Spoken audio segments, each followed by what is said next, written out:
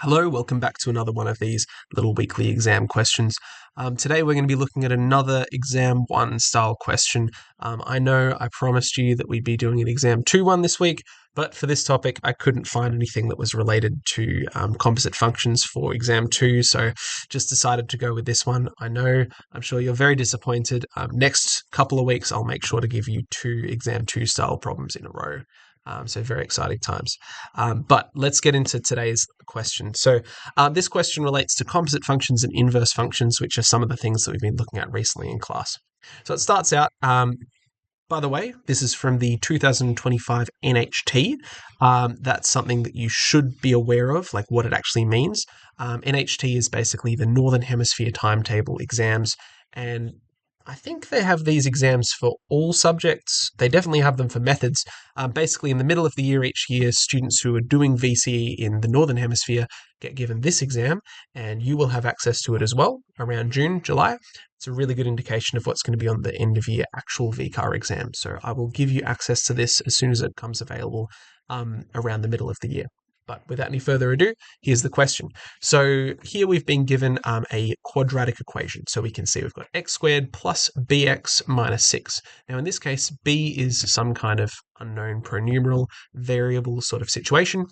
And we're trying to find the values of b for which the two solutions of f of x equals 0 have a difference of 5. Now, let's break that down. The solutions of f of x equals 0. Those are basically the solutions to the quadratic formula. So we have here, when is this thing equal to 0? Well, we can use our quadratic formula, which hopefully you have memorized, is negative b plus or minus the square root of b squared minus 4ac over 2a. And in this case, a is equal to 1. That's the coefficient of x squared. B is equal to b. And c is equal to negative 6. So let's just go ahead and find those. So here are the solutions. X is equal to negative b plus or minus the square root of b squared minus, now remember, it's 4 times a, which is 1, times b, which is negative 6. Like that. And that is all divided by 2 times 1, which is just 2. So simplifying that guy down, we get negative b plus or minus the square root of b squared plus 24, because 4 times negative 6 is 24, and then that's a double negative, so we get 24 there, divided by 2. All right, so what is this? Well, that plus or minus symbol that you see there are the two solutions. The solutions are that plus square root of b squared plus 24 over 2, and negative b minus b squared plus 24 over 2. Those are our two solutions. The question is, when these two, what is the value of b such that these two solutions have a difference of 5? By difference, in maths, difference always just means like minus, right? So one of them minus the other one is equal to 5. So let's solve that equation. We have negative b plus, for example. I don't think it really matters which one, which order you do it in. You should get the same answer. So negative b plus square root of 2 plus 24 minus, because remember it's the difference, negative b minus b squared plus 24 over 2. That needs to be equal to 5. That's what the question is saying, right? So find the values of b such that these two solutions, the two results of the quadratic formula, have a difference of 5. All right, so let's try and solve this. First thing that you can see here is we have two terms that are very similar to one another. We could actually simplify this and write it as a single fraction. So we could just write this is equal to negative b. Now, minus negative b, I'm just sort of treating this as a single fraction because it's all over 2. Negative b, I'll just go line by line, plus b squared plus 24. Now, negative here, this is minus negative b, so that becomes plus b. And minus also applies to the rest of the things on top of this this fraction. So that's going to be plus square root of b squared plus 24 is equal to 5. Now what we're going to notice here is that we have a, by the way, that's all over, it is all over 2. Okay, so what we're going to notice here is firstly we have a negative b plus b. They cancel out. Fantastic. What else are we going to notice here? Well, we have b squared plus 24 plus b squared plus 24. So that's just the same thing as, 2b squared plus 24, right? So 2b squared plus 24. In fact, I'll write that underneath here. Collecting together those like terms, we get 2 root b squared plus 24 over 2 is equal to 5. So those 2's will actually cancel each other out as well, won't they? Because that's 2 divided by 2, just equal to 1. All right, and now we can just try and solve what we have left here. It's not too bad.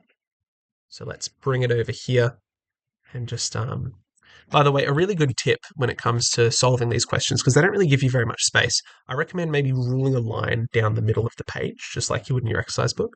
Just gives yourself a little bit more room on a question like this, but I didn't really do that here, so let's fix it up. Let's just say I'm going to go here, going to go up there. Let's keep going.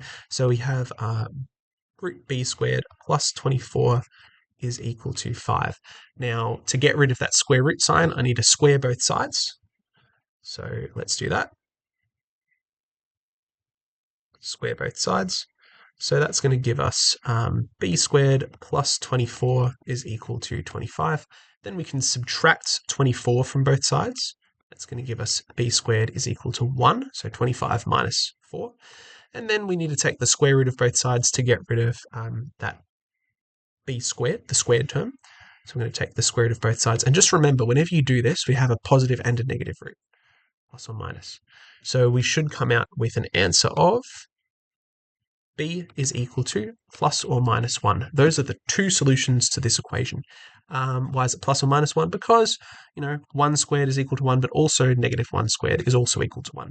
In any case, both of these values of b will give us a difference between the solutions, the two x values, or the x solutions here, of 5, and therefore that is the final answer. All right, so moving on to the next question. So now the question has shifted a little bit, and this is an explain question, so these questions are generally a little bit tricky. So the question starts out, we're going to let b be less than 0, so that means b is negative. Okay, we're going to explain why an inverse function does not exist when f is restricted to the domain of 0 to infinity. Now let's break that down again. Why would an inverse function not exist? So this is what we will look at in class this week. So let us consider the type of function that we're dealing with here, which is a quadratic. A quadratic generally will look something like that. All right. Now, a quadratic, as we can see, a quadratic is a function. Why is it a function? It's a function because it passes what is called the vertical line test, which means that I can draw straight lines that go through it. Each of those lines cut through the parabola once. So therefore, for every individual input, we get a unique output. Now, the problem with the quadratic is it does not pass the horizontal line test. Because if I draw lines like this, it cuts it more than once. In this case, that purple line there is cutting it twice. So there's one here, once here. So that means that every output does not pair to a unique input, and we need both to be true in order for an inverse function to exist.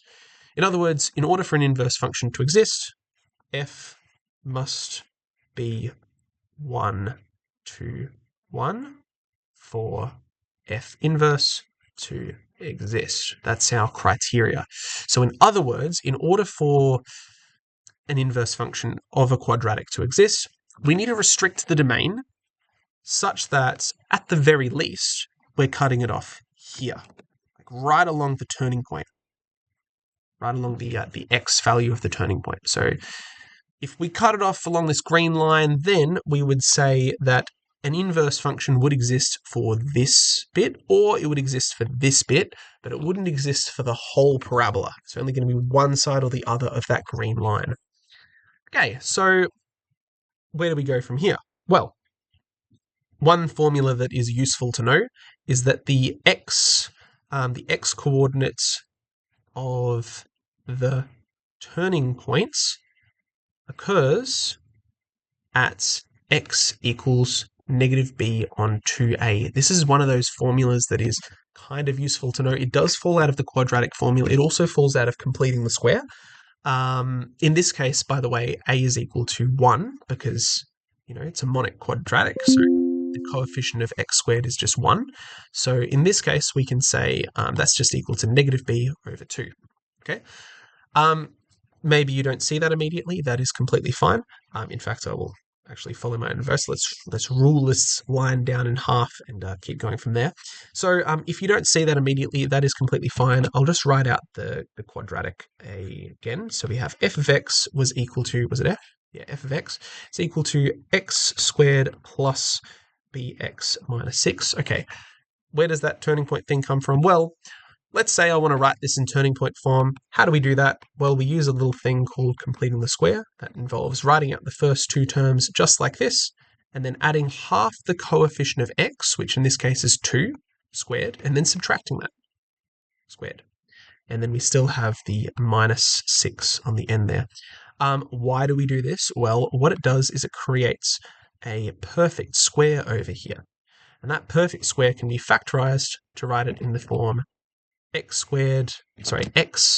plus b on 2 squared, so this thing that we've just added and then subtracted squared, minus b on 2 squared minus 6. Cool. And as you can see here, quite clearly, now this function's been written in turning point form. You can see that, yes, indeed, the x-coordinate of that turning point is negative b over 2. All right, so what is the significance of this? Well, as we remember, we've been told that b is less than 0. So as b is less than 0, we can say that, okay, b is negative. That means negative b over 2, so that's negative of a negative, must be positive. So negative b on 2 must be greater than 0. So what's that tell us? That tells us that the turning point of this particular equation is larger than 0. So maybe it looks like this blue parabola that I've drawn over here. Quite clearly, that turning point there is larger than 0. Yeah, it's larger than 0. So maybe I'll draw this. That's clear enough. I can zoom in on it for you if you like. The point is, because that turning point occurs larger than 0, and we've been told, why does the inverse function not exist when f is restricted to 0 to infinity? Well, now that we know the turning point occurs at a value that is larger than 0, also it is a smiley face parabola because the coefficient of x is positive, we can say that, okay, we've restricted this function somewhere around here. Well, we have restricted exactly from 0 to infinity.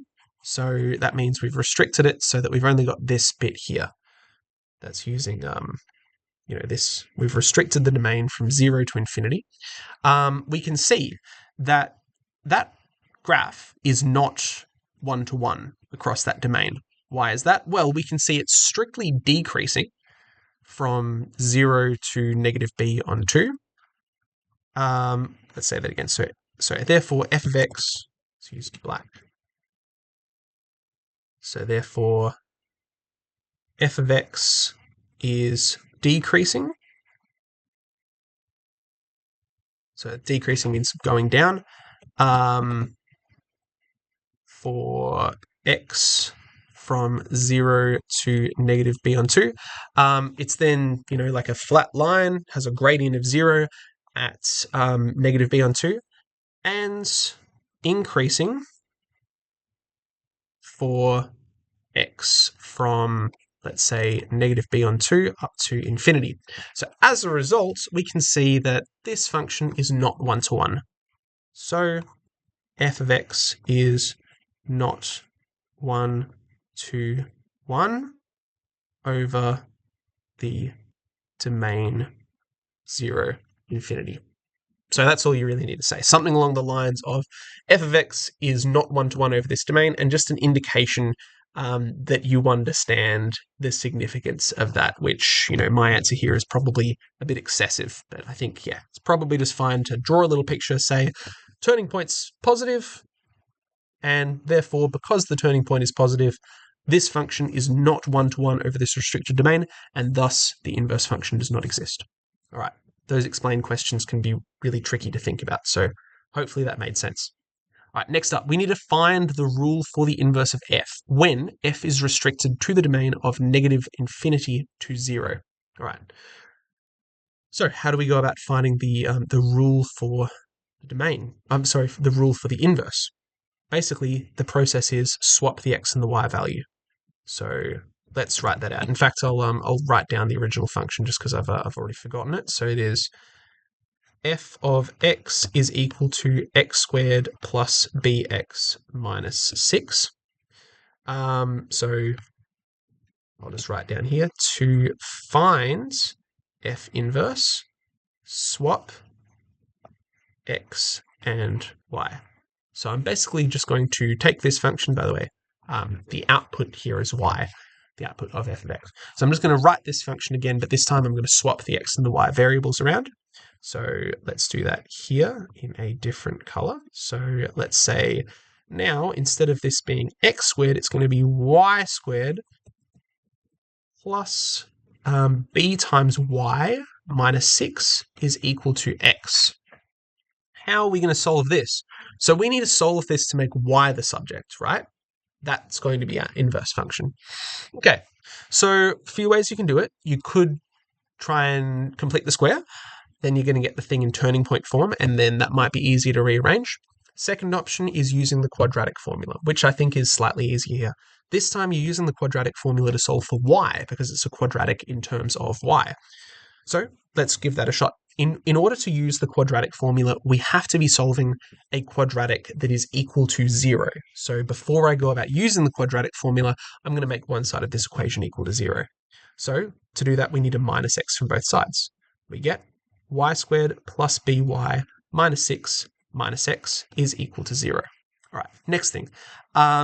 We have a quadratic formula, a quadratic equation. What are our a, b, and c values here? Well, it's a quadratic in terms of y, so the a value is 1, the b value is, again, b. The c value is, well, it's this whole thing, because this is all a constant in terms of y. So the c value here is negative 6 minus x, which we could also write as like negative 6 plus x. I guess you can take out the negative if you want to. All right, so let's deal with this, and let's try and now solve for y. So again, let's practice ruling a line down the middle of the page. There we go. But just imagine that's a straight line. So jumping back over here, we're solving for y. So y is equal to, remember, this is the quadratic formula, negative b plus or minus the square root of b squared minus 4ac. Now, a here was equal to 1, no problem, and then c was equal to, negative 6 plus x. And all of that is being divided by 2 times 1. Okay? So let's see if we can simplify that down. We can reduce this down to negative b plus or minus the square root of b squared. Now, that's a double negative there, so this is negative, so we can just write this as plus. And we have here 4 times 6, which is 24. And we have 4 times x, which is 4x. Beautiful. That is all divided by 2. Now, believe it or not, that is almost the answer. However, once again, we're only going to be taking one of those answers because one of them is going to be like the positive root, one of them is going to be the negative root. If we take both of them, we're going to end up with a function that is not one-to-one. So we need to make it a one-to-one function. And the clue to what exactly is going on here is we've been told the domain of f is restricted from from negative infinity to 0. So what's going on there? Let me draw another picture for you. So getting back to the question from before, we worked out last time that the turning point of this particular parabola is going to occur at a value greater than 0. So it's going to be somewhere over here, for example. That's the turning point, greater than 0. So we have made this function have an inverse by saying, all right, let's restrict the domain so that it's from negative infinity to 0. So that's from, all the way down here at infinity up to 0, which is here. So I'm restricting the domain across there. We can see that that part of the function, so that part of the blue line that is less than the black line, clearly that's going to pass the horizontal and the vertical line tests. So it doesn't have any problems. That will have an inverse function. It's 1-to-1. And as we can see, that is also like the negative side of this function. So we can see that that is in fact the negative root to this y value. So to sort of put all of that together, we're going to be taking the negative root of this quadratic over here, and we'll be writing our final answer as the rule for this function, f inverse x, is equal to negative b minus root b squared plus 24 plus 4x over 2. Now, people do get a bit confused about these letters here because there's b's and x's. Just remember that b is a constant and the function is in terms of x. So x is the variable, b is some particular value. It's like a parameter that we're dealing with here. All right, but that is the answer. Yeah. All right, moving on to the very last question over here. All right, so this question says, let g be a function with a maximal domain and the rule that g of x is equal to log e negative x minus 2. And we're dealing with a function inside of a function. So whenever you see this notation here, GOF, like gof, that basically means g with an input of the function x. The function f of x. So just, for argument's sake, let's just try and work out what the rule of that function is. We don't really need to, but the function has the rule. So the function f has the rule x squared plus bx minus 6. So therefore, this thing, g of f, will have the rule, the g function, which is log e negative x squared plus bx minus 6 minus 2. So I've basically just written that g function, but instead of putting x in there, I've substituted in f. And for those of you who are a bit worried, what the hell is e?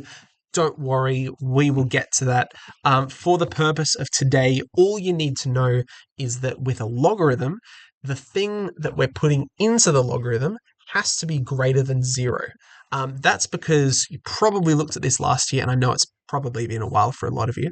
But if we were to look at the graph of, say, y equals log 10 of x, let's just get rid of the e's for a minute. It's not really relevant to the question anyway. But let's say it's log 10 of x. What's that referring to? Well, firstly, log 10 is basically saying like 10 to the power of something is equal to something else. So in other words, if 10 to the power of 2 is equal to 100, because, 10 times 10 is 100, we would say that log 10 of 100 is equal to 2. Just as a quick recap of that. So therefore, if we had 100 as our input into this log function, we're going to get out an output of, 1 for this particular value.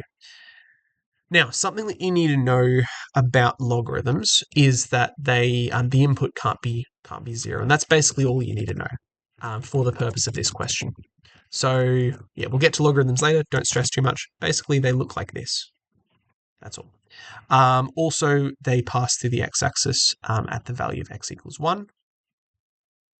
Why is that? Because log 10 of 1 is equal to 0. Why is that? Because 10 to the power of 0 is equal to 1. They're the same thing. Anything raised to the power of 0 is 1. So therefore, log 10 of 1 is equal to 0. All of that is to say, the only thing about logarithms that you need to know for this question is that that input right there needs to be greater than 0 in order for this logarithm to exist. So that would be like the domain of g, and it's really important that we know about the domain of g. So note, the domain of g, and I'll get to why it's important that we know the domain of g in just a minute, but yeah, the domain of g will be that negative x minus 2 must be greater than 0. So the input going into this logarithm function, as we can see here, must be greater than 0. So let's rearrange that and work out what the domain of g is. Well, we can plus 2 to both sides. And then we can times both sides by -1. We do have an inequality sign, so we need to be really careful when you do that. Times both sides by -1, and we find that x needs to be less than -2. Remember, we flip that sign whenever we times by a negative. So in other words, i.e., the domain of g is -infinity to -2. All right, now why is this useful? Because we're trying to find g of f of x. Now, what's the criteria for g of f of x to exist? We looked at this in class. The requirement is that this function that is on the inside, which in this case is f of x is going to spit something out. That's its range, spitting out a value, a y value, whatever it is. That's something within its range. That range is then going to go into g of x, because we evaluate the thing on the inside, like over here, we'll do this. That's going to spit something out. And then we're then going to make it negative and then -2, and then that's going to go into log e of x. So in order for this composite function to exist, the range of f needs to be a subset of the domain of g. What's the domain of g again? Well, we just worked that out just here. So the domain of g is -infinity to -2. So all we need to work out is now the range of f. So we've also been told that we want to find the value of b for which the maximal domain of the composite function is -2 to 2. So what does that mean? So the maximal domain of the composite function. Well, the maximal domain is just going to be the domain of the thing on the inside, because this is one of those rules with composite functions also. So I guess like ran f is equal to that. Also, the domain of g of f is equal to the domain of the thing on the inside, the domain of f. So the domain of f, that's what we're dealing with. And we've been told that the domain of this composite function has been restricted to -2, 2. So that's what we're solving for, -2, 2. Okay. So let's just try and visualize this for a minute. Like, what is the implication? The implication is basically all of the stuff that I've written here that you need to sort of conceptualize it a little bit. The domain of g is this, -2, -infinity to 2. So whatever is going to go into this function needs to be within a subset of that particular set of values. So in other words, if we're dealing with a parabola, and of course, like, what is the largest possible subset of something else? Well, this could be up to -infinity to -2. Like the range of f could be up to -infinity to -2. We're dealing with a parabola. Parabolas look like this. Well, they'll look something like that. If we think about it, in order for the range of f to be less than -2, that's just basically saying that we've got this dotted line going through here, and we want to restrict the domain of g. So we want to restrict the domain of f, which was the parabola, such that the whole parabola is just below this dotted line, which is about, like I said, y equals -2. So we're trying to work out what is the value of b such that this parabola over here is less than -2 between these two endpoints. So in other words, from -2 up to +2. All right?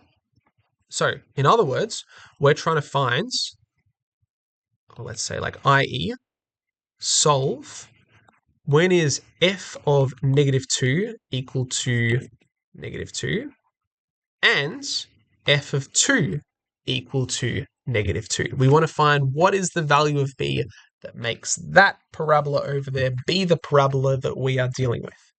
Let's give it a crack. So f with an input of -2, that was this function over here. That's our f function. There it is, up the top there. X squared plus bx minus 6. So let's go ahead and deal with that. F -2 is equal to -2 squared plus b times -2 minus 6. That needs to be equal to -2. All right, well, -2 squared is equal to 4. B times -2, that's minus 2b minus 6 equals -2. Let's see if we can rearrange this a little bit. Firstly, the left-hand side simplifies down to -2 minus 2b is equal to -2.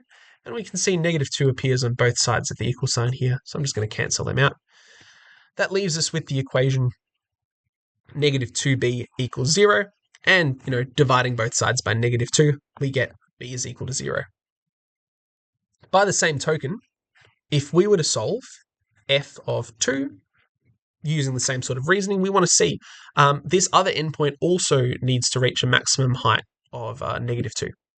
So putting in 2 here, we get 2 squared plus b times 2 minus 6 is equal to -2. Let's solve this one. Well, we have 4 plus 2b minus 6 is equal to -2.